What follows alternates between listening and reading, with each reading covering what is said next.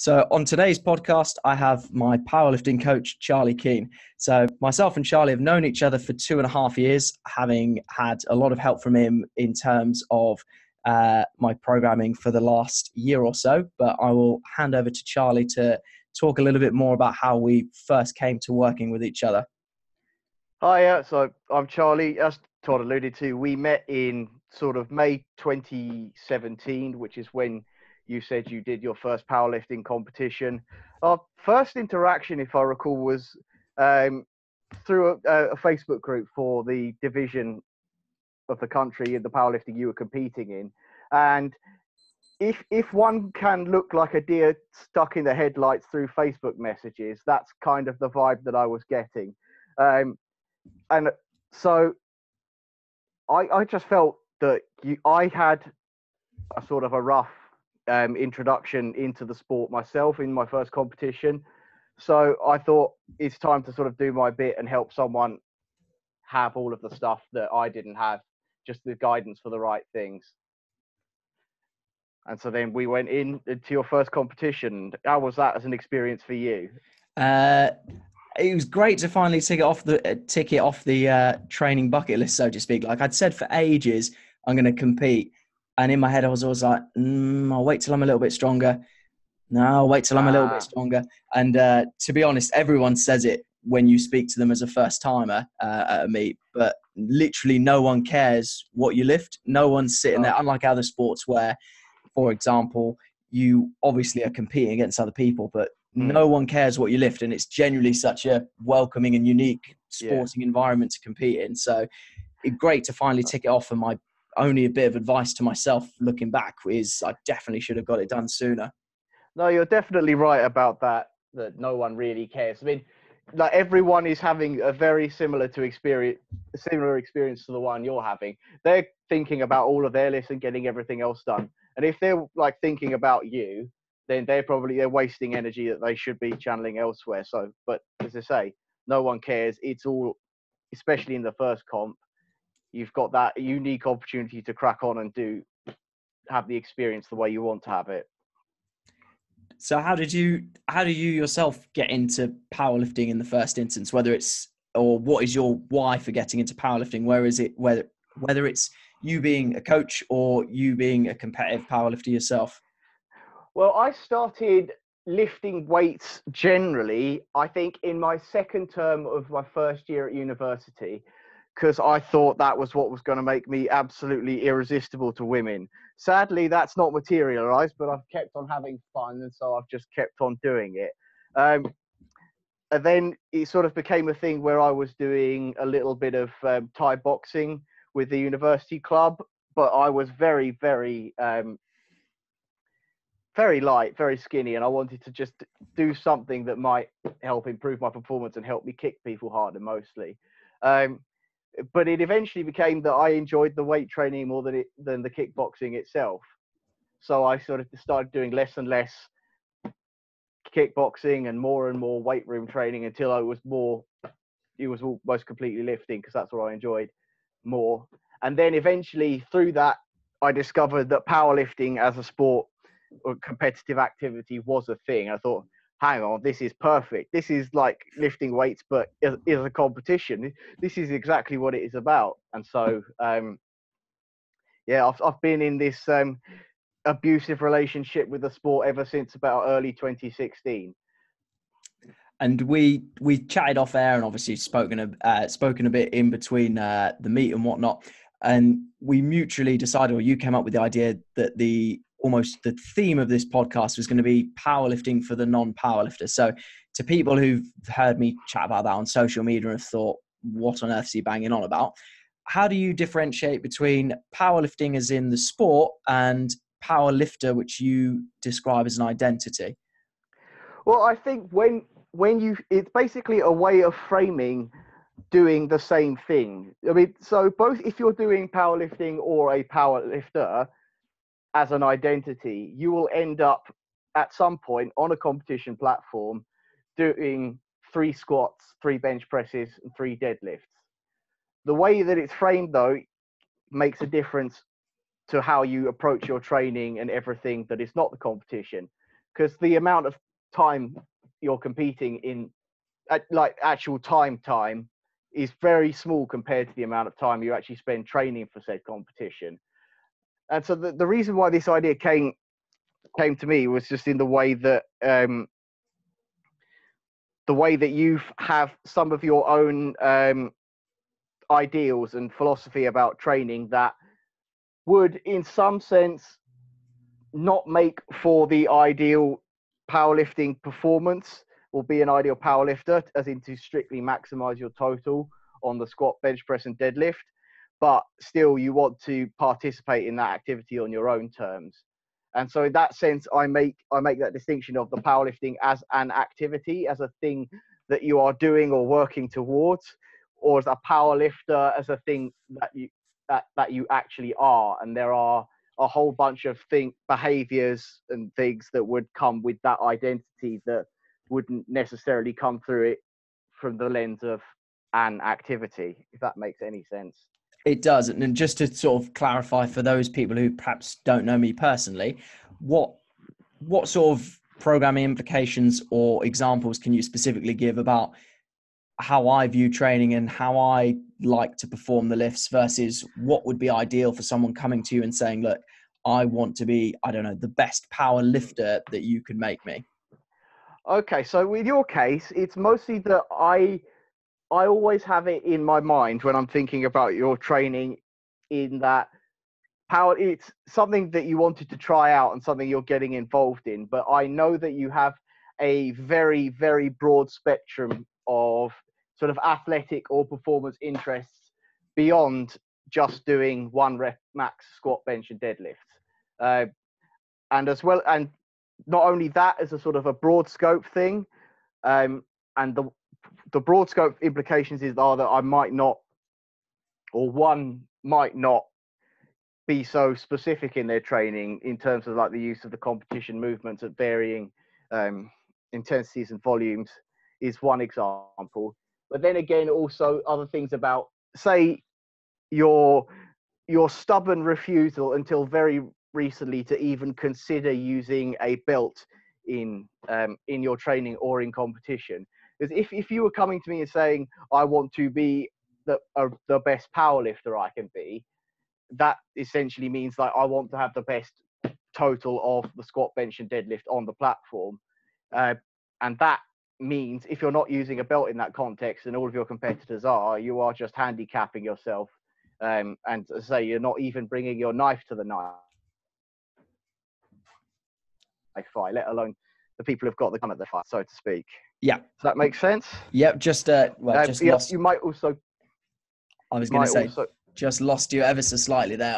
Although I think I got the gist of what you were saying in terms of not even bringing a knife to a gunfight. Never mind being adequately prepared. That's the one. And then, as such, those sorts of decisions and attitudes, they'll say they're not. They are the way you choose to lift, and then it's not for me as a coach to decide your values or the way that you wish to train. I'm here to facilitate your goals within the context and the constraints that you provide with me. And so some of the things that lead through are things like the way you squat as well. You squat, as you say, you're basically like sitting your ass onto your heels as close as you can whenever you squat. That's pretty fair, I think. I think we've gotten a bit better over time, but squat depth is something I think that would be reasonably like a defining characteristic of the way you perform the 3 power lifts. And then that, I think, then I say that leads to things that will further down the line, such as the sort of tilting and chest falling patterns, which limit your squat. And it means that we then have to change assistance and supplemental exercise selection in order to address that. And that may not have been the case if you had been squatting strictly to depth with a belt. We may have had other decisions and other choices to make as a result. And in regards to, you just said, obviously, supplemental lifts and assistant lifts. So obviously, you as a powerlifting coach and myself as a strength and conditioning coach, we categorize exercises a little bit differently because obviously training a powerlifter and training an athlete are slightly different things. So you mentioned assistance and supplemental lifts. So well, firstly, for people who aren't familiar with these terms, how do you define those terms, and what might that look like in an athlete or a powerlifter's training? Okay, so the way that the categorization that I'm using is pretty much taken straight from things that I've learned from Mike Teixeira of reactive training systems. So you start with the competition exercise, so it'll be as performed in the competition with the relevant equipment. Then the assistance exercises are exercises that where they are very similar in terms of just how they look to the competition movement, but with a changed emphasis to specifically address a sort of like a technical or a mechanical weakness. So that example of that, if we say, we'll take the example of the bench press. If you are a raw bench presser, and oftentimes if you go and for a high effort bench press and you miss the reps off the chest, then an assistance exercise would be something like a long count pause on the chest, or something like a very low pin bench press.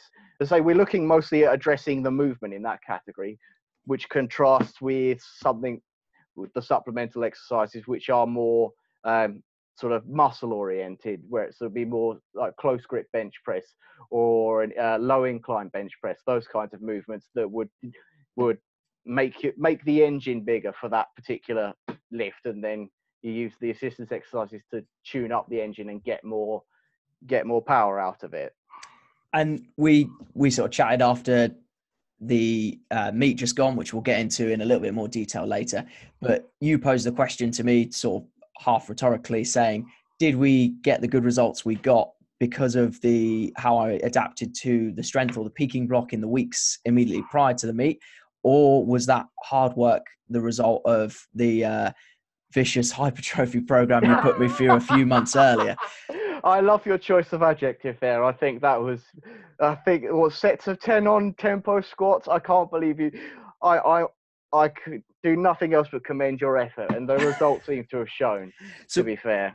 Would you say that for stuff like the hypertrophy part of a lifter's or an athlete's program, it almost lends itself more to the supplemental exercises in respect of, yes, the technical aspect is important, but it's more just about the stimulus to the muscle group rather than obsessing over exercise selection? Or yeah, it's definitely about that, and just as accumulating volume more than anything else. And a lot of the exercises, I think, that tend to go into the assistance slot just don't tend to lend themselves towards the sort of higher rep ranges that one tends to use for supplemental exercises. So, for example, something like pin squats. Pin squats, that is going to be a pretty rough ride if you're going to try and do that for a set of 10. There's going to be just a bunch of clanking, and I don't think that by the time you get to the last few reps, it's going to be even slightly productive. I mean, it could be. I mean, if you fancy it, we can do set to 10 on pin squats, and you can tell me how much you hate me afterwards for giving me the idea. But I think, yeah, and things as well like pause deadlifts. I think the fact that it's just the sort of the stress, they are very high stress, but it's not necessarily the kind of stress that you're after at that time. I think that's what tends to be for those kinds of exercises, and why they're not as important in those training phases. that makes a lot of sense. And I had a friend of mine message me after I posted on Instagram about qualifying for nationals, saying to me, what's the plan now then with nationals being so close? How are you going to deload it? And basically then obviously start the program again, if you will.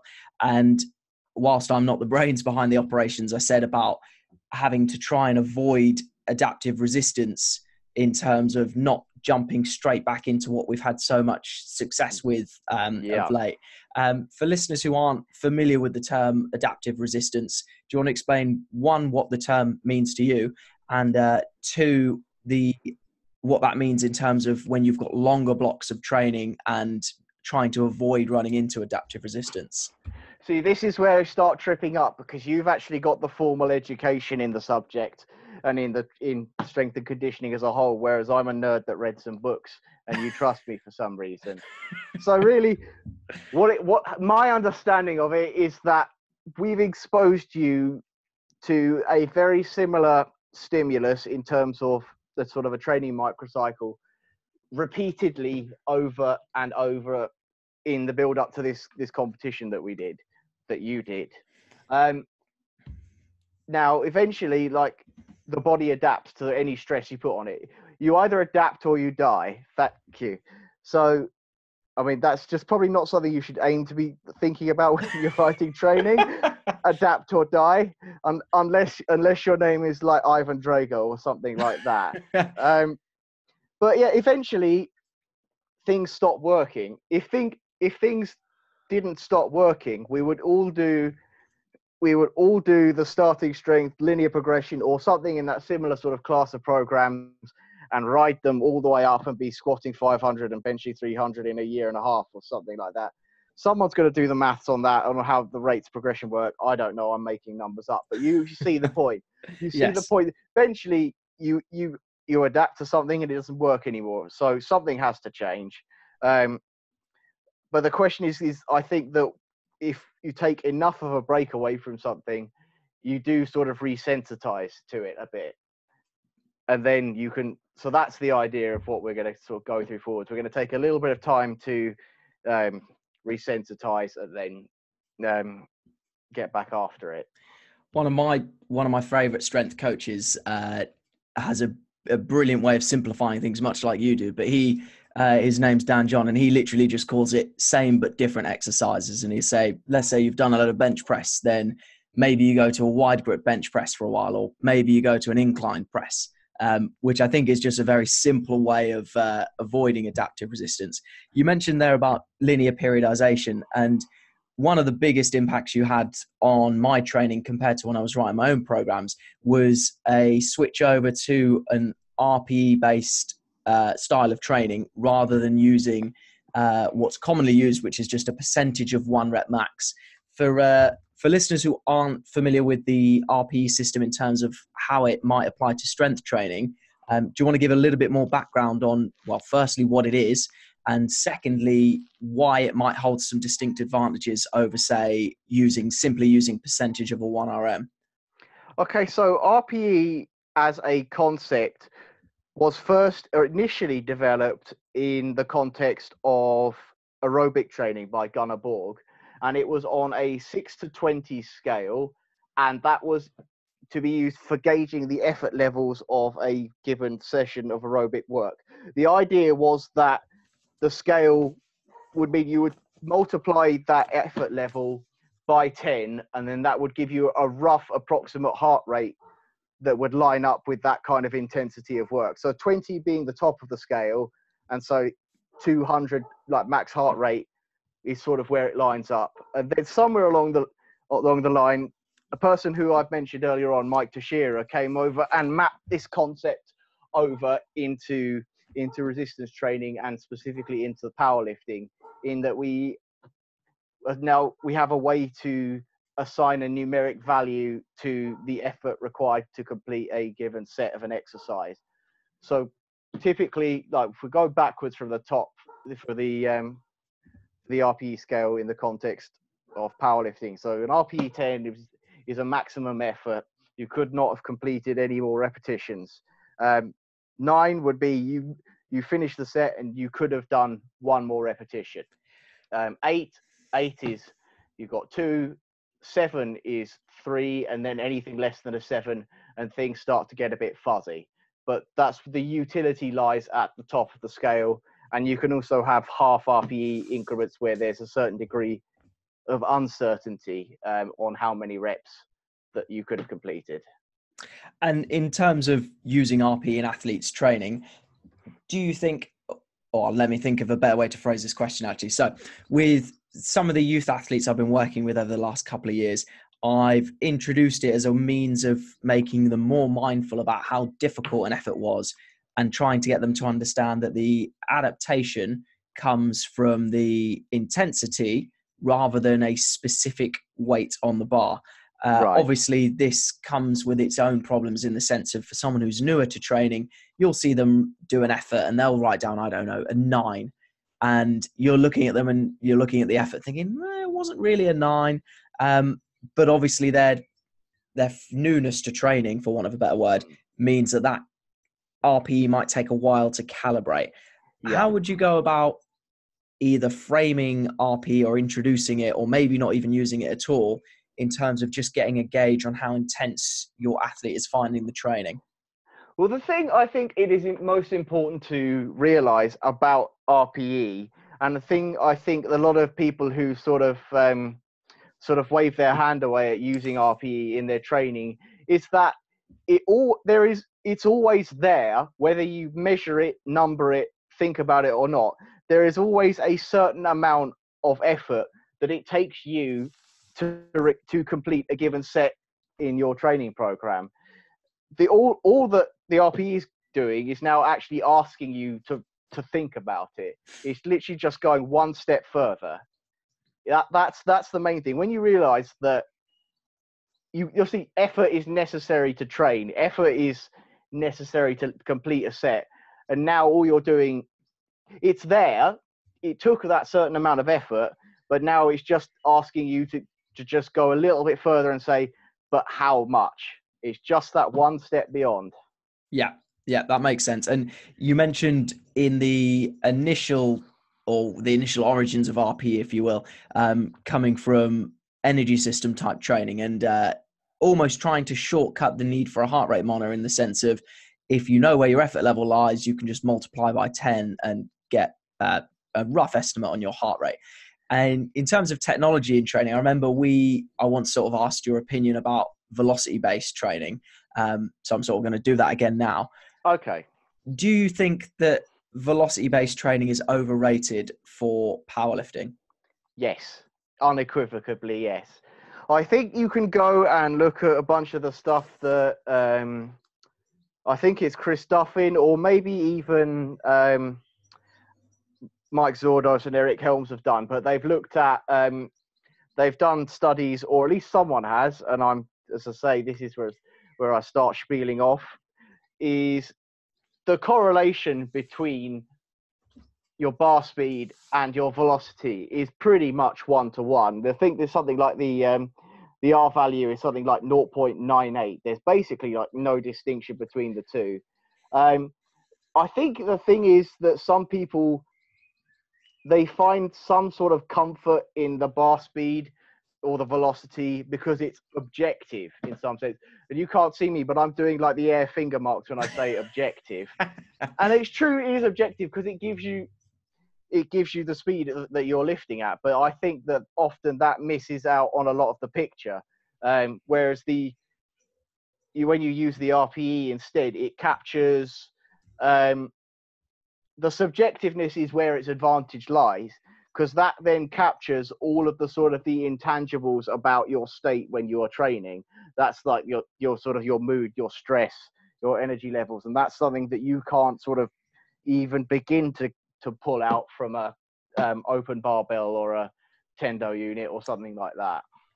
I think, ironically, in terms of objectifying, I think that's the issue a lot of people have with an RP style training as well. Like, I was certainly guilty of it when you first started programming for me. So, for example, you might have put something like hit a single at RP 8 and then take off 20% for 5.5s or whatever. And I would say to you something like, so what weight is RP 8 then? And you'd be like, no, you're missing the point. I mean, another thing I think people mistake is that they conflate the use of RPE with the idea that it's, I'm just going to go to the gym and do whatever I sort of feel like. I don't want that to be that, to sort of straw man it that strongly, but it's more the fact that they are somewhat, I don't know, maybe a little bit scared of sort of like either lowballing it or overdoing it, depending on the personality of who it is. Like, they'll swing one side or the other of it. But the thing is, it's really not actually like as loosely structured as you might be led to think, in the terms of, say, like if you're doing a brand new exercise, then, and you've got to do a set with a certain RPE rating, then yeah, you might get it a little bit wrong, but then you've got your first data point, and then you then use that, and you can work out a rough target, which is what the RPE you would expect it to be next time you perform it. And then if things are easier or harder, based on the effort rating that you actually perceive when you do it the next time, that's when those sort of fine-tune adjustments come in. And in terms of fine-tune adjustments and using RPE, again, one thing that you've introduced, or one of the biggest things you've introduced to my training, as well as the RPE, is something we've done recently called emerging strategies. For people who've never heard of that concept, do you want to talk a little bit about what it is and how it might differ to, say, planning an entire 8-week block in advance? Well, what we've been doing is not the sort of the platonic idea of emerging strategies in the way that Mike Teixeira talks about it, but but some of the things that we've been doing have been very much guided by the philosophy and the sort of epistemology of the emerging strategies approach. And it's basically it's a way of planning training such that you minimize noise, and so you can try and actually detect a signal from it, and actually figure out what's really going on. So in this setup, it will be establishing a training week or a training microcycle, and then within that training microcycle you will have like indicator lifts. So these are things like your singles at an RPE 8, and then you repeat it and you follow the trends of those indicators until they stop going up.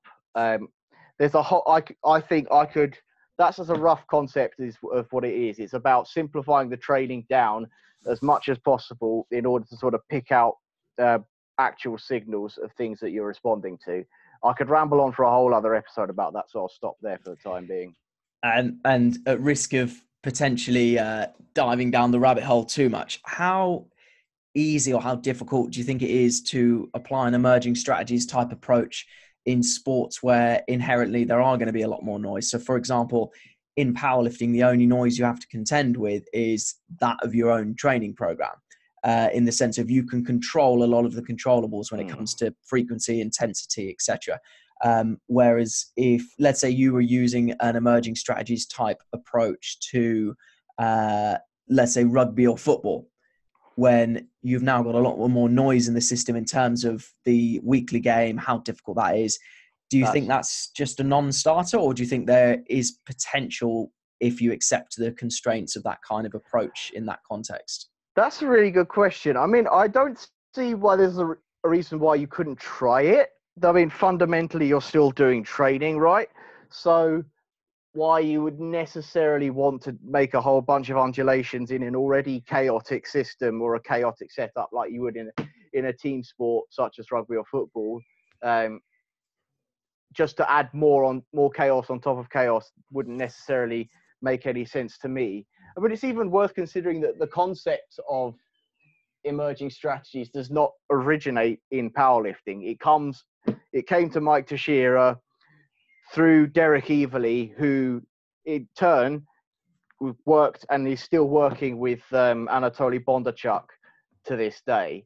So that's the whole idea of that sort of repeated stimulus to minimize noise and identify a signal. It doesn't even start within powerlifting. It starts within track and field. And I think probably the track and field is noisier inherently than powerlifting is. So I think it's something that people could try. I mean, I don't think I'm in any way qualified or experienced enough to suggest how one might do it, but I don't see a reason why not to try it, or at least think about it.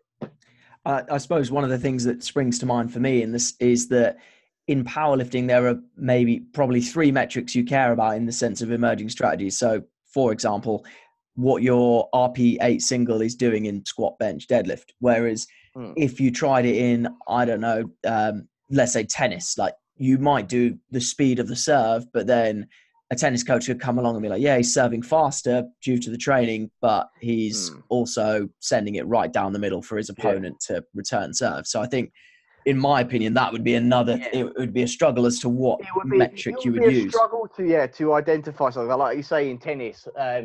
Are you playing on a faster court? What's the wind like? Or if you just opened a new can of balls, how much are you specifically serving?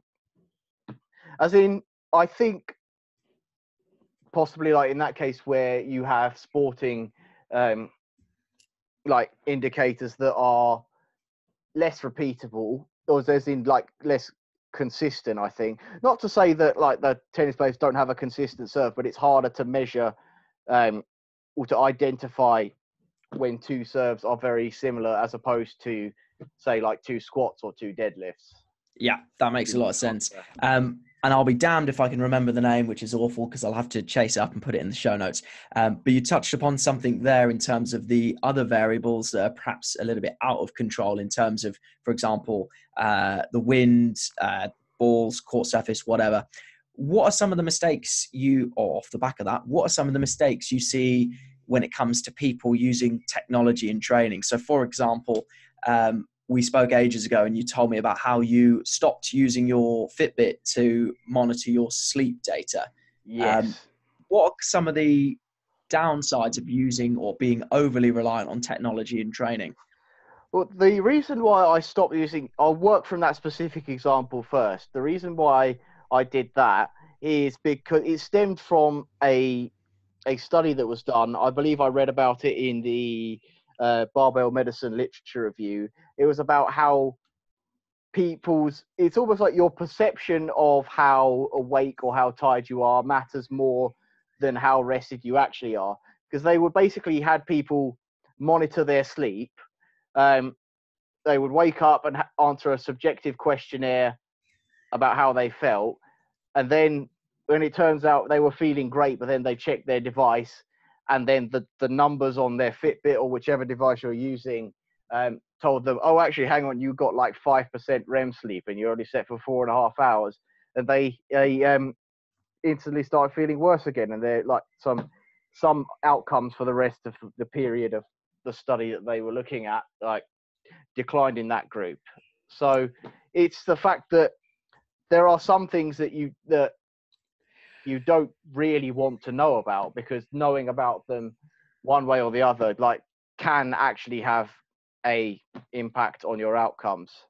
And on that subject, and again, I haven't put this in the questions I've sent across to you, but in terms of coaching an athlete or even coaching myself as an example, how difficult is it to tread that line between coaching somebody at a meet when you're like, right, there's some things they need to know, and there's some things which, whilst it's nice to know, that's probably going to negatively impact their performance, even though, for example, they need to be doing X, Y, Z with this lift. How do you tread the balance with being a coach at a meet in terms of what you do say and what you just keep to yourself and maybe chat about after the meet? See, I think that is very largely dependent on the athlete in question and their personality and their tendencies. So, for example, in your case, I know that you are very analytic. You like to think things through very, very thoroughly and from all angles, and that is often to your detriment. And so the example of how that goes through into the competition day would be your attempt selection. Now, after you've done each of your lifts, I just gave you a number, or you already knew the right number. You went over to the desk and gave it to them. But I had written down on my phone about 8 different permutations of the way that we were going to get to 500 kg based on what you squatted and then what you benched. Because then we got various different levels of 2.5 or 5 kilo jumps. To consider that you've either already banked or have got to catch up somewhere. And now I imagine, this is my guess, that if you were thinking about that at the same time as having to actually go out on the platform and lift them, your focus would not have been there. Then you wouldn't have performed quite as well as you would. Whereas some people can sort of like take that information, acknowledge it, and then just calm down again. So I'll say I think that's very much, as I say, athlete dependent. Also, in terms of say like the language you use on, or the things that I might shout at you whilst you're on the platform, I try to make them like as sort of both, basically they're as general as possible, and they are more about sort of effort than they are about anything technical. Because like by the time you're at the competition, it's too late to do anything technique wise, at least in terms of a raw powerlifting competition. So you've just got to make sure that they get the most important thing done, settle in, and then get ready to work. And diving into, or sorry, going back to, you mentioned in the Fitbit study you read that they, as soon as the person wearing the Fitbit had received information that was potentially negative, i.e. you didn't sleep as well as you thought, and that then influenced their behavior. I would just want to talk about the biopsychosocial model of pain, which again is worth a whole podcast in itself. Oh, but yeah. Oh, absolutely. We'll keep it brief from that regard.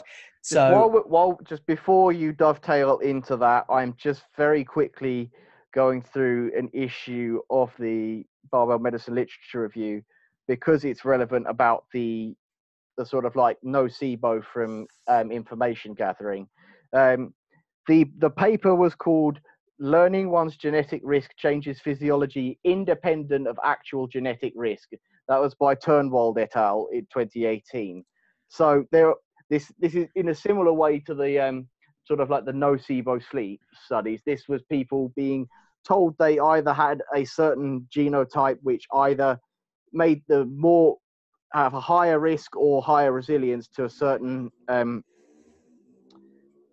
like physical stressor, and then obviously they had to split it four ways, and the people that were told they were more resilient had better outcomes regardless of what their actual genotyping was. So that's something that you might, I think that is probably the most illustrative example of that whole concept. and I'll go back to the biopsychosocial Please question I do. had in a Sorry, carry second. on. But that raises another point and a question I asked you a while back about programming implications for, let's say, quote unquote, fast twitch athletes versus slow twitch athletes. And you brought up a couple of really interesting points in regards to actually determining and defining fast twitch and slow twitch athletes, which to some listeners might sound a little bit teaching people to suck eggs, because we've all seen athletes who are ridiculously explosive. We've all seen athletes who can bash out the long duration work for hours on end, and it's very easy to place people into this fast twitch and slow twitch box. Can you just share some of the thoughts that you shared with me when it came to that, me questioning about programming for faster or slower twitch athletes? Oh God, I can't remember, man. I just dumped everything I was thinking about into that blog post and then sort of left it there. If you want, you can link that one in the show notes at this point. But that's basically how we conflate slow twitch and fast twitch in meaning things that they don't actually mean. We think about it in terms of what we actually know is they tend to be able to have like a high power output, or like be able to maintain a certain level of effort for a long period of time. You don't know that they're slow twitch or they're fast twitch unless you've actually like taken a muscle biopsy and had it analyzed in a lab. So, and then the implications are that the language you use on them can then affect the attitudes to the training that you then give them. So if someone has had it ingrained into them that they are a quote unquote slow twitch athlete, and you use that language when you're training someone in the weight room who is, say, being a long distance runner, you may have potentially sort of substantially like reduced their potential positive outcomes because their buy-in is not there anymore, because they're not expecting it to work because of that language and that sort of idea that you set in their head. Whereas in reality, it's more about exposure to certain stimuli than it is about actually digging into someone's muscle fibers. And go and list everyone. Just go and like digest everything Andy Galpin has ever said. He's just that's basically what I want. If you're going to have one take, Todd's going to have his own takeaways. This is mine. Go and listen to everything Andy Galpin and Mike Teixeira have ever said. That you'll be so much better off for having done it than Yeah, there we go. And thank you, good Go night. We'll listen end to the them. podcast there. Going back to, I'm going to try and retrace my steps now. I think So I've taken you a bit off track. no, Sorry that's all about good. that. Going back to the biopsychosocial stuff, and this is again my sort of 2 pennies worth would be for anyone to look at the stuff that Barbell Medicine have put out in regards to this. It's Barbell Medicine. Greg Lehman is another great one. He put out this free ebook about both for a patient and a clinician, about the sort of like rudimentary pain science education. And it was so good, I went to a printer and had one printed and bound for me, because I find myself going back to it time and time again. I'll try and link that into the show notes as well. So one of the, as many other things I've sort of taken from you in terms of you program for me over the last year or so. So prime example, going to talk about the something which a lot of people have suffered with at some point, and that's back pain. Now, I remember when I tweaked my back, literally grabbing a 25 plate and going to chuck it on the bar. And my dad tweaked his back doing a body weight squat. Now, when my dad tweaked his back, he then became fearful of movement. I'm going to swear on the first time of the podcast, but quote unquote, I said, "How did training go?" He said, "I fucked my back." And I was like, "Have you really? Have you really?" But what are some of the recommendations? Have you just been hit by a train and is your spine in 87 pieces?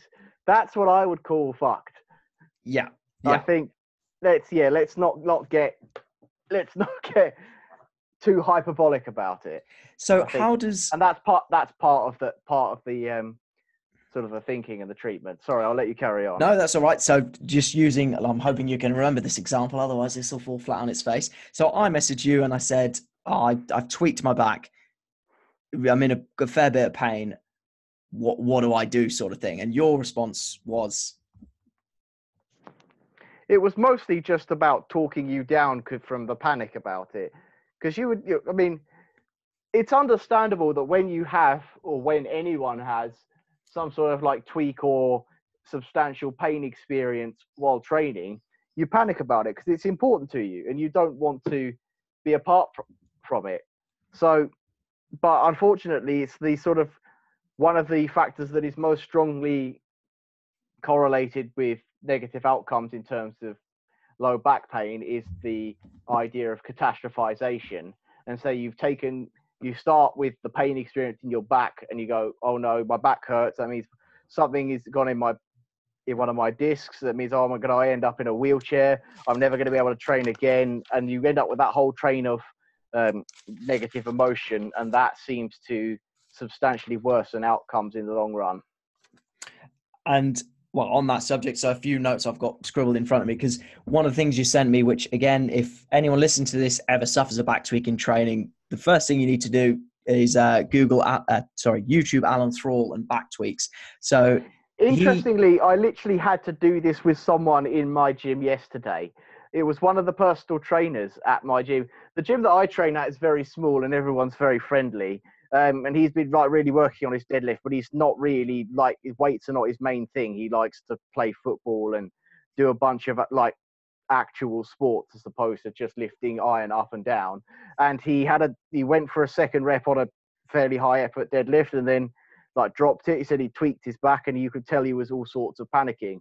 And so I just literally was pretty much, you could see him panicking because he wanted to sort of like twitch his feet and move around, but he was hurting and worrying about it. So I just literally had to tell him to reassure him, first of all, that he was going to be all right, and got him to do some like little drill or exercise, which there was nothing inherent about that exercise that would have made him feel better, but it was more about giving him the sense that there was something that he could do and that he was in control of the situation that would soothe his nerves. And he in the end, after this 2 minutes of this little drill of basically getting him to sort of like lie on his front and prop his torso up for like 2 minutes or so, it almost gone down completely. And then I kind of told him just to do like a few like air deadlifts, so just sort of like hinging at the hips and back up again as far as he could, keep working through it. And then I spoke to him earlier today and he said like the thing that would have normally, if he'd experienced that before, he would have taken a couple of weeks off it altogether, but he feels fine today. And just to reiterate to people who've sort of heard this concept for the first time, this is not to say that there is no, every single back week, there's nothing No, no. physiologically I've got to wrong. I've got to put a very, very huge, enormous disclaimer out here. Okay, like I'm not a doctor, I'm not a physio, but I have seen real impact in taking this biopsychosocial approach to pain as experienced explicitly in the context of weight room training in pretty much always in adult males. That is as far as the scope goes. It does not apply to pretty much anything else. But the reason why I'm so sort of emphatic about it is because that is, I see a lot of people within that specific demographic that end up sort of handicapping themselves by overreacting to pain experiences in this way. Yeah, and the analogy I would give, and I don't know whether it's a generational thing or whether it's, I mean, there's obviously a lot to do with upbringing, but as I described to you, my dad said he'd fucked his back and he was literally doing a bodyweight squat. It wasn't like he was lifting 200 kilos. But when we... See, I've tweaked my back reaching down for the bar in a deadlift. I hadn't even got my hands on it. I was reaching down for it and something went pop and I was in agony. It sometimes it happens. Yeah, yeah. And it's one of those things where, again, going back to that Alan Thrall video and going back to some other research I've seen, and I'll be damned if I can remember the figures, but I want to say it's something like 25% of people who are perfectly healthy, if you did an MRI on their knees, there would be significant damage to them, but they're absolutely fine and just carry on as normal. The numbers are even high. There was something similar done in MRIs of people's lumbar spines. There's some shocking percentage of them had at least one herniation of a disc that would be like classed as clinically significant, and of that big proportion, like a fraction of a percent of them actually reported any pain or any sort of symptoms at all. I will have to dig that specific source out for you afterwards, but that's such a important illustrative result of this framework, I think. And just to sum up the content that you've passed on to me and sort of how I've approached my back tweak versus, say, my dad. So my dad comes back and says he's fucked his back. Sorry. I send a similar response to you and you say, watch this. And they literally talk about, right, is there a load that you can use that is less painful, even if it's body weight? Is there a different range of motion you can use in the same exercise that is less painful? So let's say you go from full depth back squatting arse to grass like I tend to do to maybe a box squat parallel, and just basically trying to keep some kind of training stimulus in there, not just for the physical side of things, but just the fact that by very notion that you are continuing to move and being reassured is going to, well, literally reassure you that everything is not as broken as you might perceive it to be. No, that is exactly what it is. It's as much about as giving as much autonomy and keeping the locus of control within the athlete or the injured person that we speak of. It's about keeping it with them, because if there's something you can do, then there's something you can do, and then that does reinforce that sort of autonomy, and that helps build the reassurance that you're not, as your dad say, fucked. Yeah. And one of my, again, trying not to go off on a tangent here, but one of my pet peeves when I have athletes see physios is when the physio says, yeah, just take 2 weeks off and come back and see me. And I'm like, if you've sprained your left ankle, there's a hell of a lot you can still be doing, even if you don't want to rehab said issue. Why would you not want to take 2 weeks to just like bench until your pecs fall off? I don't understand. I do not understand why you would not want to do that. I was going to say every youth and male athlete I've ever coached. I was going to say, like, I'd be like jumping at it if I was like 16. I wrecked my ankle. It's like, all right, it's time to. Oh, I'm going to look like, say, like Johnny Bravo by the time I'm back on the pitch or something. You're like, coach, I've heard of this German volume training, and Oh, I realise we've got so far into the podcast, and I've almost skipped past the whole notes I've jotted down for the Challenge 500 malarkey. So oh we'll, yeah, we want to talk about that, I suppose. yeah, I mean, I suppose we've not. It's It was a pretty big deal, you know. Yeah. right. So Right. for those people who I've not bored to death with it, to introduce what I mean by that is when I first started powerlifting, my first total, which was the only competition that I didn't work with Charlie for, I totaled 420 kilos in the 74 kilo weight class. And the weekend just gone, I think 4 or 5 competitions later, I think Charlie knows the numbers better than I do, but totaled 500 kilos at 74 kilos body weight, which means that I've qualified for nationals, which will be on September the 1st. But going back to the sort of journey, well, going back through the lessons I've learned through the process of Charlie programming for me, and obviously making the progress that I have done. So the first thing I'm going to get started into is what Charlie referred to as a Frankenstein's monster approach to my own programming.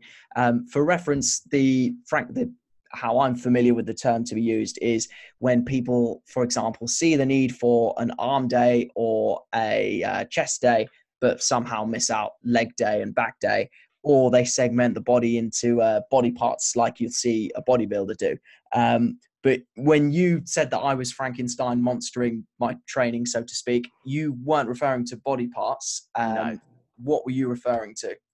Well, I was referring to you taking programs or templates that exist, say like online or wherever you might find them, and sort of stitching them together and hoping you end up with a coherent, successful program at the end. So, like for example, say, right, you're going to do Smolov Junior for your bench, you're going to do Johnny Candito's 9-week program for your squats, and you're going to do what Ed Cohen did for the deadlifts, and you're going to mush that all together, and that's going to be your program. That's sort of what I was referring to. And for those people who are listening, why is that actually a pretty poor way of looking at things? It's a poor way of looking at things if you don't know what you're doing, because oftentimes these, like, especially for these sort of like single lift programs, they tend to be like specialization cycles. And with the specialization cycle, you're necessarily going to have higher stress on that particular thing that you're focusing on. But there is only a total amount of and it's a finite amount of training stress that you're going to be able to handle from and recover from. So if you're going to take a bunch of different programs and throw them all together, if you may end up stitching together 3 different specialization cycles, and you end up with what would be drastically too much work, and then as a result, you may increase your risk of you won't get the result you expect to see, because you'll be in so much fatigue that all the fatigue is going to ludicrously outscale like fitness or adaptation, and that level of chronic overwork correlates with increased injury risk of sorts of injuries that we discussed earlier. And in regards to the fitness fatigue theory, which I imagine a lot of people listening to this podcast will be somewhat familiar with, in regards to how quickly certain qualities recover and adapt, going into the meet of the weekend, we did a slightly different taper for my bench press. Do you want to chat a little bit about one, the logic behind that, and 2, what it was that made us decide that might have been a more effective route to go than what we'd done previously? Well, so it has been both my personal experience, my experience with you and your training outcomes, and the experience of other coaches of powerlifting that I have spoken to, both at a distance and in person, that the sort of the fitness aspect, say for something like the bench press, tends to decay a lot faster than it does for the squat or the deadlift. I think the reasons for those is kind of twofold. Is A, that the loads used typically in the raw bench press are substantially lower than they ever are compared to the squat or the deadlift. I think you can look, if you want, you can go and do some maths on the data set from Open Powerlifting and work out the so even just like the average component percentage wise that your bench makes up of a raw total, but it is often quite a bit lower. And the other thing is, I think that the bench stress is relatively decoupled, whereas I think there is a lot of overlap in the sort of the in the curves, well, overlap and correlation with the curves, say like for the squat, the deadlift, because they involve a lot of the same muscle groups, and so I think as a result that you've got a bigger thing to sort of come up from, so it takes a while for everything to start to appear to decline again. And going, I think it was a podcast you sent me with Mike Teixeira and Derek Evely, where he was talking about time to peak in terms of powerlifting and saying that there could be a case of counting. So again, you'll hopefully correct me if I'm wrong, as this is it's not an area that I'm hugely familiar with, but just have a basic grasp. But basically, the concept being that each athlete has a certain amount or certain time to peak that works for seems to work for them in a certain scenario. And if you haven't listened to it already, Derek Evely and Mike Teixeira talking in one of the RTS reactive training systems podcasts. Derek Evely talks about training a heptathlete and exposures to the jumping events. And Bondarchuk said to him that there was a certain athlete needed 40 exposures to the jumps in order to peak.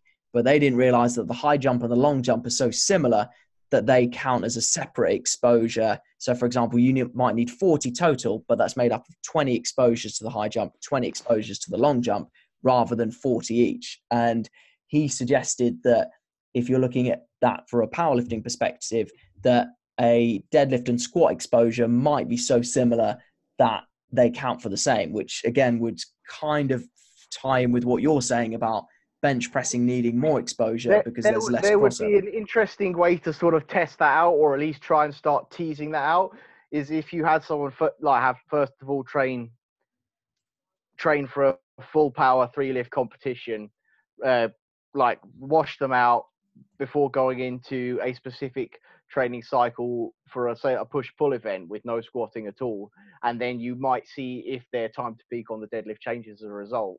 That would possibly be one way of teasing out first of all, if they are as coupled as I'm guessing they are, and B, if they are at all coupled, just to what degree they actually interplay.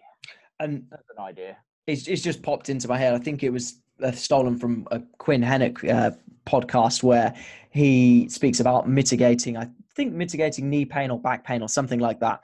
And he talks about exercise variation. And he gave the example of using a squatty type trap bar deadlift and saying you're still getting an overload stimulus of some kind, but it'd be interesting to see what using just a slightly tweaked stance on a trap bar deadlift would have in terms of best of both worlds, and in terms of like, for example, if you're training an athlete who's not a powerlifter, it probably really doesn't matter hugely if they trap bar deadlift, if they back squat, as long as there's some kind of leg strength in there, it probably doesn't matter hugely. Oh, I completely agree with that. Definitely. It's the only time you specifically would need to squat with a 7-foot barbell on your back to below parallel, as illustrated in the rule book of most powerlifting federations, is if you're going to do a powerlifting competition. When that's not the case, all of that goes out the window, and you have a lot more to play with.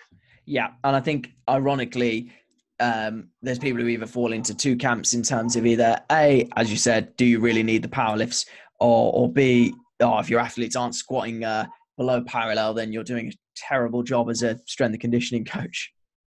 Yeah, that's not a good attitude to have, I don't think. Going back to the coach-athlete relationship, so we've met in person a couple of times, but most of your programming for me is obviously done online, and I will feed back to you with regular videos. So my question is, like, if you scroll through Instagram, there's loads of stuff saying, "Oh, you're still training your clients in person, you're missing a trick," and more advocating this online model. what are some of the potential problems you see with online coaching, and what are some of the solutions you propose to mitigating these problems? I mean, dude, like, online coaching is so much harder. I don't know what these people are on about. If they're moving into a model is where you're basically signing people up on an email, taking some payments on PayPal and dishing them out a spreadsheet once every 4 weeks, then yeah, sure. But we've been in this fortunate situation where we are not too drastically separated geographically, that we've been able to train with one another in person. And each time of those sessions, I feel like we get done in those sessions about 10 times as what we get done over like 4 weeks of phone calls and videos and voice chats. Well, do you say that's true as well? Yeah, absolutely agree. Funny enough, well, on that subject, it's why when people say, oh, I bought this program online, or I've done this, done that, I'm like, go and see a coach, because what you will get from that one session will, amplify whatever the hell you were hoping to achieve by doing a program that you bought online. No, completely agree with that. If you're going to make the distance thing work, I think it's about it's communication and expectation. You have to be completely, as from the athlete's perspective, I think you have to be completely honest. You're not trying to say, convince your coach that you are some good and moral person and not tell them the whole truth, because then you're just damaging your own outcomes. That's a mistake I've made in the past, is that I've sort of tried to impress coaches because I feel like their opinion of me matters in that capacity. Yeah. And as such, they've missed out on important information that I've not told them, and that's resulted in some inappropriate training and programming decisions. So that is absolutely, honesty is crucial. Really, really it is. And I feel like you are completely honest with everything that needs to be discussed between the two of us. And just from my 2 cents, and again, this sounds like I'm getting on my soapbox, but there's a reason I'm passionate about it. And you kind of touched upon it there. There's a huge difference between, for example, when we can see each other in person and you can physically coach me there and then, me sending you videos and you maybe giving me feedback on those. So there's a massive difference between what I would call online coaching and what I would call online programming. Yes, absolutely. And you've got a nice little analogy I like. And if you can't remember it, then I'll refresh your memory. But I asked you in the sort of build up to this podcast, had you done any other coaching besides powerlifting? And I know that you did used to do a little bit in tennis, but you were keen to sort of correct me as to the use of the word coaching. So do you want to elaborate a little bit on that? Yeah. So when I was, I don't know, must have been about 10 years ago. So like my first batch of like work experience I did with my tennis coach at the time. And I ended up taking some sort of like junior leader thing that the LTA were running at the time. But as you say, like being able to then take lead sessions for, I think it was like groups of 5 to 7 year olds in tennis at the same time. It's not really coaching, because it's instructing. This is not to disparage it. There is a role and a place for it. The difference is the awareness of the scope and awareness of the framework you're working in the fact that when one is instructing, there is the framework and there is nothing outside of the framework, and it is your goal to administer to your athletes of whatever age a certain set of things that they have to do, and it's just to make sure that actually happens. There's very little, there's no sort of big picture or going with that outside of that framework in that sort of distinction. That's what I would say. Yeah, and the analogy you gave me, which I quite liked, is you don't call a set of instructions from IKEA a carpenter, or if you've just followed them, that you don't become a carpenter. Yeah, no, exactly that. It's like your goal is to follow the instructions to get the bookshelf, whereas that's not the same as someone comes to you with a very specific carpentry demand, and you have the tools and the skill set and the experience to be able to do that. What you can't do that if you only know how to follow IKEA instructions. And likewise, I don't know who I'm stealing the analogy off, but if I follow a recipe, it doesn't make me a chef. Like, there's a difference between guys who are Michelin star chefs and who can Yeah. cook to somebody's taste, and, you know, I don't know, whacking a meal in the microwave and setting it for 3 minutes. There was a whole episode of the Body of Knowledge podcast with Andy Galpin and all of his friends where they literally go through tiers of understanding from sort of like baker to cook to chef, and they make distinctions about the sort of scope and understanding through that as well. So I'll dig that episode up for you as well, because that, I think, is really clarifies this point we're trying to get at here. Perfect. And you sort of mentioned quite a while ago in the podcast about our sort of relationship in terms of, you know, what works for me in comp, and the difference about, oh, I know this, but I'm going to stay quiet because that's actually going to make things worse. How important do you think the coach-athlete relationship is when it comes to programming and training? So obviously there's, you know, the science behind progressive overload, and maybe being able to analyze someone's weaknesses and pick exercises for them. How important do you think it is, for example, when you were programming for me? Obviously, I've previously trained myself. I've got my own preconceived, for better or worse, ideas of training myself. How important is getting to understand an athlete who has trained, who isn't a blank canvas, before it comes to designing a program that is going to benefit them physiologically, but also psychologically, where they look at it and think, yeah, I'm going to make some progress with this program? I think that's probably like as important, if not more important than the actual mechanics of the numbers and the sets and the reps and the RPEs and all of that thing. It's the sort of, it's to say, there's the buy-in, or that stuff that Brett Bartholomew talks about, but really it's just sort of about being genuine and having integrity. So like when there's things that I don't know, and there are lots of things that I don't know, and you ask me a lot of good questions a lot of the time, but I have to say I don't know to a lot of the questions that you ask me. And I think that's important, that I know my own scope, and I know when to tell you that we're doing something a bit more experimental, and we've been working together for long enough that there's some trust there. Absolutely. If there's anything that looks completely whack, you will pull me up on it and say, are you sure that's right? And I'll either tell you, yes, get back to your tempo squatting, stop being a wuss, or I'll go, oh yes, hang on, I messed that up, let me fix it. But it's a set of 10 with a 3-second lower and a 3-second rise. Are you sure there's not a mistake? Oh yes, suffer, little one, and it brings me joy. This is the only reason I make you do these things. There is no challenge 500. There is no meat prep. It is just to see you suffer. Oh, he's on to me. He's on to me, guys. Let me go. Another thing I've noted down is and this is why I enjoy our chats in and around training so much, is about the benefits of speaking to coaches from other disciplines. So, for example, I think it's fair to say, you from a powerlifting coaching perspective and myself from a strength and conditioning coaching perspective, there are certain things which we debate or disagree or entertain each other's opinions on. Yeah. One of the interesting ones I found that we chatted about was push-pull ratio. Now, I remember when you first started programming for me, and I was sort of counting up the push reps to the pull reps. And in strength and conditioning, there's this idea, rightly or wrongly, of balance, for want of a better word. And as with everything in strength and conditioning, the pendulum swings one way and then the other. So for people who aren't familiar with push-pull ratio, there's this preconceived idea, and I'll be honest, I haven't actually seen any research on it, which is bizarre considering how strongly some people have an opinion on it.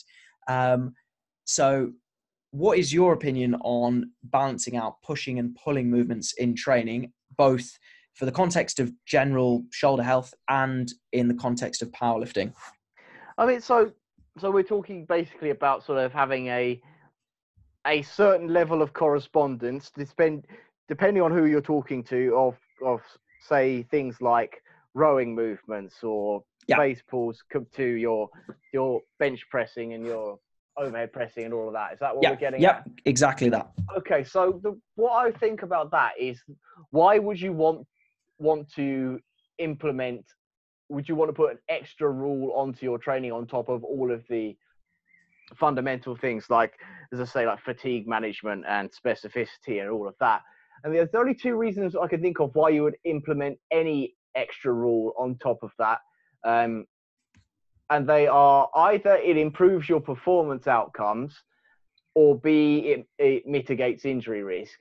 In terms of improving performance outcomes, I say I'm not particularly sold on that, especially if it's in the context of someone who's doing an actual sport rather than powerlifting, for example, because then all weight training for them is necessarily general. Yeah. So any sort of carryover is going to be fairly limited unless they are, say, brand new to any kind of movement or exercise altogether. Injury management, I mean, I think the idea comes from, there's the idea of being nice and balanced and symmetric. It sounds nice, right? It feels nice when you say it, to say, oh, my shoulders are healthy because they are balanced and my push-pull ratios are balanced and I'm symmetric and I am Vitruvian or whatever have you. But I've just not seen it pan out. It's never something that I've seen. I mean, I've had shoulder tweaks and injuries when I've been doing very little pressing and a ludicrous amount of chin-ups. So that's something in particular when I was training for an obstacle course race and my shoulder ended up hurting. And I've had times when I've been doing 30-odd sets of raw bench pressing a week, basically no rowing, lat pull-downs, chin-ups or anything at all, and for sustained periods of time, and had no shoulder pain. So yeah, again, I don't wish to extrapolate my anecdote out into a population-wide assertion, because that would be really, really stupid of me. But it's something that I think is founded on an idea that seems nice in our heads when we think about it, but I think is perhaps of dubious utility in actuality. Yeah, and my big word for the day, or second big word for the day, with hiatus on my Instagram stories, is spious, which is basically something that sounds plausible, and I probably butchered the pronunciation, but something that sounds plausible but is fundamentally not true.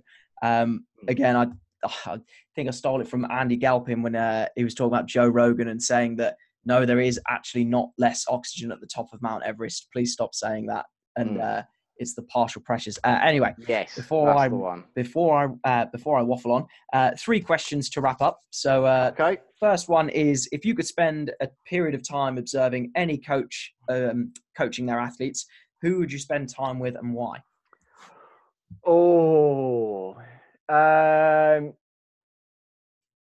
That's either going to be Mike Teixeira or John Kiley, one of the two. They have a lot of overlap in their thinking. They just apply it to different sports mostly at the moment.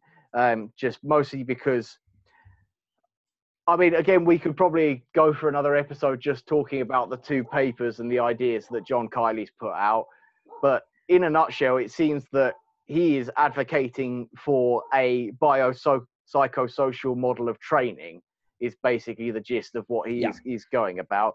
And to see that, how that pans out, in sports that are not my own, let's say the very individual focused powerlifting, and with groups and how that works, I would find very, very interesting, because it's so far out of the scope of what I have been exposed to, and yet have translated so fluidly into the powerlifting realm, to see where the spring of that river is, so to speak.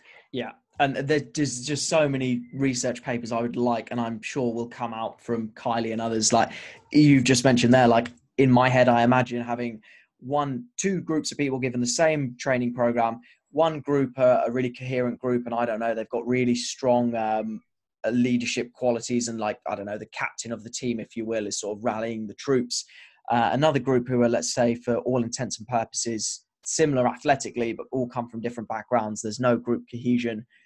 There's no leader saying how good this program is going to be, see what the physiological effects are. Likewise, I'd love to see the effects of a program which is written by the same strength and conditioning coach, but one is delivered by, I don't know, the head coach, who the players would run through a brick wall for, and who says this is going to be this revolutionary program. Yeah. And the other group literally just get emailed the program, no context, but it is literally the same program. Measure, I don't know. As I've gone on and I've coached you more and more, I become less and less interested, and even sort of less and less concerned and hyper analytical about the specifics of the numbers of sets and reps that I put on a program for you, and more about making sure that we interact in a positive way, we are communicating on the right frequency, that everything that you know and understand that everything I do is all because I believe honestly that it will bring you about the best outcomes, at least as far as my skill set and my experience allows. That seems to be far more important than any amount of number of books and ebooks and textbooks, or that I could hoard and read away. And I think there's a lot. I mean, anyone who knows me will, like, when they say to me, "Oh, you don't write your own programs," I'm like, "Of course I bloody don't." Like, if I write, I don't know, 5 sets of 5, and then I get there on the day and I'm like, "Oh, it feels a bit heavy," and maybe I do 3, or I feel great, maybe I do 6. I'm like, oh, I don't want to undertrain, I don't want to overtrain, and like, it's just so much easier to be like, "Oh, why 5 sets of 5? Oh, Charlie's got me on 5 sets of 5." It's just that was the way going to it be is. something. If I may, I'll ask you one question before you finish asking me your questions and we wrap this up. Is, first of all, I'm always humbled when working with you, because you are the professional with regards to sports training and all of that. That's your profession. That's what your livelihood depends on. So 2 questions about what made you want to be coached generally at all, in terms specifically for powerlifting, and then the other prong of that question is why some rando that turned up to your competition at last minute gave you a singlet, gave you a slap on the back, and went and told you to do something stupid on the deadlift. Brilliant. So I'm really selling myself here, aren't I? I was going to say, anyone listening is just going to think he's just fluked his way to 500 just because he really gets on with his coach and is gullible enough to do whatever the coach tells him to. He's got him doing sets of 10 on a tempo squat. And so for me, it's the fact of there was absolutely no reason or no gain from yourself to help me out, give me a singlet, to work out when I should be taking my attempts in order to time my warm-ups well. Like, there was absolutely no what's the word I'm looking for? It's not like when you do something on the premise that, I don't know, there will be something in it for you, if that makes sense, which for me very much speaks to my sort of coaching philosophy, which is make a difference and try and help someone. So that immediately almost brought me in, dare I say. Definitely a conceived notion that you knew what you were doing, and obviously spoke from experience. And actually, I've managed to keep the charade going for this long. You've done a great job. And ironically, without meaning to waffle, I remember speaking to a friend of mine, like, after I had a little bit of a quad niggle, and he's also a strength and conditioning coach. And he was like, "Stop talking to me about it. Go and see a physio." And I said to him that, to be brutally honest, I didn't think it was that serious.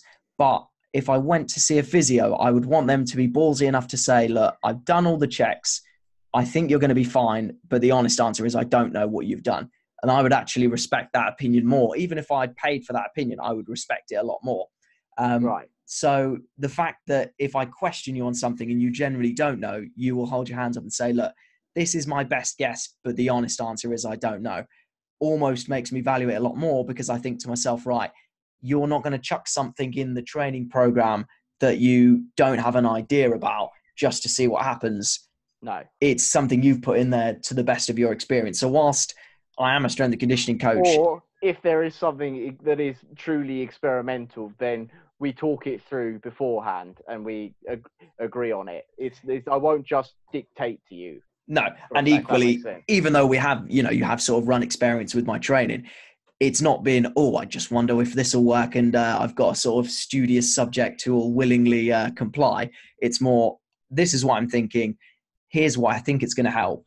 Yeah. Does this sound like something you're happy with? And also, from an egotistical point of view, I obviously am obsessed with my own training. So to have somebody fighting my corner and, you know, almost being able to keep me accountable, which is a massive thing. Like, I'll happily let myself down. As I said, if I write 5 sets of 5 and I do 4 sets of 5, I can live with myself. If you put down 5 sets of 5 on the program and I did 4 sets of 5, I would be like, fuck, I've now got to admit that I've wasted his time. Like, as somebody who writes programs myself, when somebody says I didn't do what you put down, I'm like, well, why? Like, you know, why are you wasting my time? So the accountability, the knowledge of being able to break down the lifts, like, it's one thing, obviously strength and conditioning coach, the clue is in the title. You know, part of your role is, you know, depending on which way you slice and dice, it is to get them stronger in relation to helping them with their sport. But getting somebody strong in the context of powerlifting and the technical proficiency of the lift, that's part of your knowledge base that I value massively, as well as the openness, the honesty, and you saying, right, I think I've just got a feeling this will work. What do you think about that? Like, both from a art and science perspective, that for me is invaluable. Okay. And I appreciate your kind words. And I've completely forgotten if there was a second part to that question or not. Well, no, you answered the second part. The second part was about me specifically, as opposed to anyone else, and the fact that I was just someone who showed up to help. I mean, Glad you had answered that. Showing up to help definitely in itself, you know, helps. Like, with the athletes I've worked on, I believe there's a reason to see more of what they're about than just them in training. So being able to bounce stuff off you, which is completely irrelevant to my own training, but it's just my sort of thoughts on training or sport or performance, is also a very useful adjunct as well. The penultimate question I've got is one recommended resource for the listeners. So I would, if the resource is a lifting based one, I'd also like you to give a non-lifting based one, but it can be anything you like. Lifting base, Barbell Medicine, their podcast, their website, their articles, everything they've put out is just, it was paradigm shifting for me, like in terms of understanding pain, in terms of understanding training stress properly and all the intangibles that go into it. It was just huge for me. And I think everyone should go and digest, especially all of their ones on pain and injury management for lifters and athletes. These should be just required reading. It really is that good. And it's practical as well. It's not just airy fairy. It's like you can immediately finish it and take away those ideas and start working with your athletes in pretty much any context. Awesome. And a non-lifting based one? Oh, I don't know. What are your audience interested in? Oh, well, all two of them have told me that.